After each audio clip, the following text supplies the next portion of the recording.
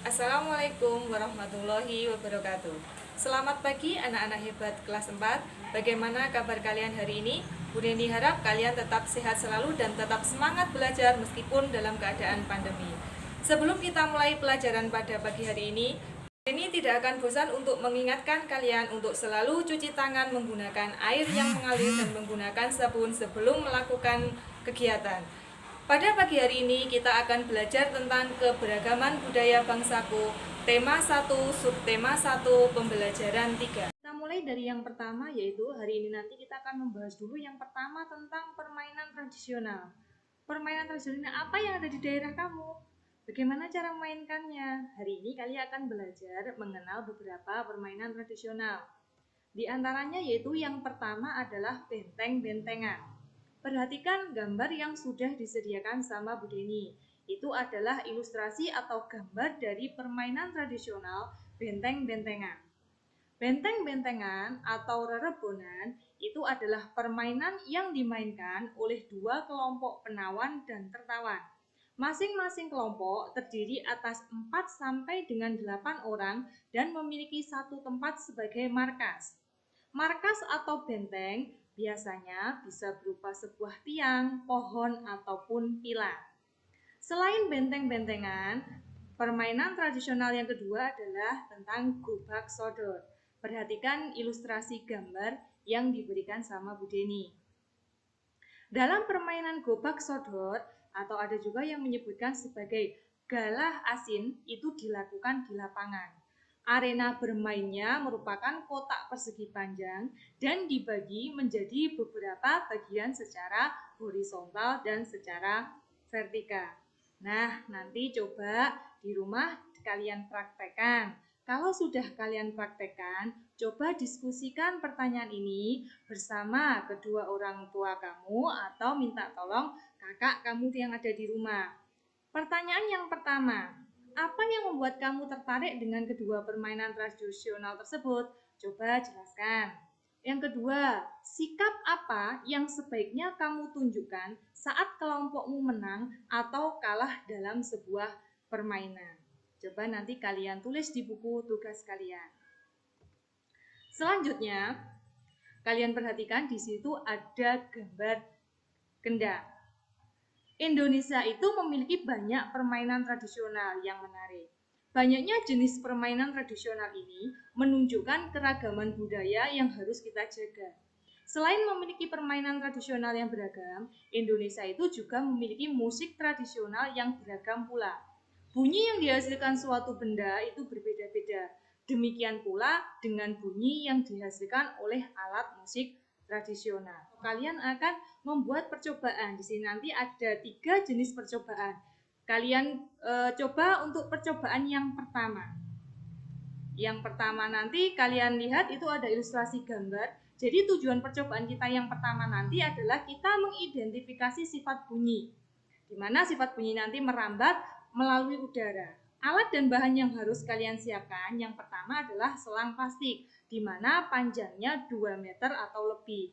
Langkah kerjanya yang pertama nanti pegang salah satu ujung selang dan minta temanmu atau kamu minta bantuan orang tuamu untuk memegang ujung yang lainnya. Yang kedua, dekatkan ujung selang ke telinga. Yang ketiga, minta temanmu atau orang tuamu berbicara melalui ujung selang yang ia pegang. Yang keempat nanti dengarkan dan catat apa yang disampaikan oleh orang tuamu. Itu adalah untuk percobaan yang pertama. Kita juga akan mencoba untuk percobaan yang kedua. Percobaan yang kedua nanti kita akan mengidentifikasi sifat bunyi itu merambat melalui benda padat. Alat dan bahan yang harus kalian siapkan nanti yang pertama adalah gelas plastik sebanyak 4 buah. Yang kedua adalah benang kasur. Yang ketiga adalah paku. Bagaimana cara melakukan percobaan yang kedua? Kita lihat di situ ada langkah-langkahnya. Yang pertama, buat satu lubang kecil dengan ujung paku di tengah dasar gelas plastik. Yang kedua, potong tali kasur itu sepanjang 2-3 meter. Yang ketiga, masukkan benang ke dalam gelas plastik melalui lubang kecil. Yang keempat, buatlah simpul agar tidak lepas. Yang kelima, berbicaralah dengan orang tuamu melalui telepon gelas plastik. Yang keenam, lepaskan benang dari gelas plastik. Yang ketujuh, berbicaralah dengan orang tuamu melalui telepon plastik tanpa benang. Dan yang kedelapan, dengarkan dan catat apa yang sudah disampaikan. Itu percobaan yang kedua. Dan yang ketiga, kita juga akan mencoba membuat percobaan yang ketiga, yaitu tentang bunyi itu ternyata juga bisa merambat melalui benda cair. Untuk membuktikannya, kalian juga bisa mencoba di rumah. Alat dan bahan yang harus kalian siapkan yang pertama adalah ember besar, yang kedua air, yang ketiga batu koral atau batu, yang keempat adalah corong kecil. Bagaimana cara kita mempraktekkan? Yang pertama, isi ember dengan air hingga penuh. Yang kedua, masukkan corong ke dalam ember hingga bagian bawahnya terendam. Usahakan corong tidak menempel pada ember. Yang ketiga, ketuklah salah satu sisi ember dengan menggunakan batu secara perlahan. Sementara itu, dekatkan telingamu pada bagian atas corong. Dengarkan dan catat hasilnya pada buku tugas kalian. Dan untuk materi yang terakhir, pada pelajaran sebelumnya, kamu sudah membaca cerita tentang siap menghadapi musim hujan.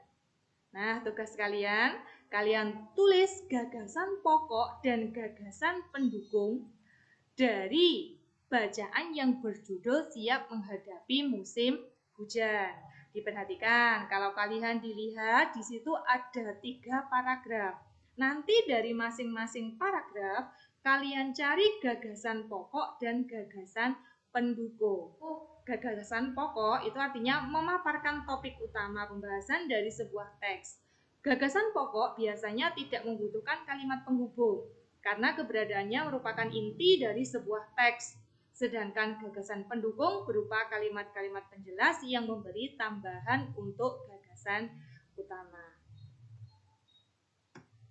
Mungkin hari ini hanya itu yang bisa Bu Deni sampaikan. Apabila masih ada yang bingung, bisa ditanyakan kepada kedua orang tua atau ditanyakan kepada Bapak Ibu guru. Tetap semangat belajar di rumah. Sekian, wassalamualaikum warahmatullahi wabarakatuh.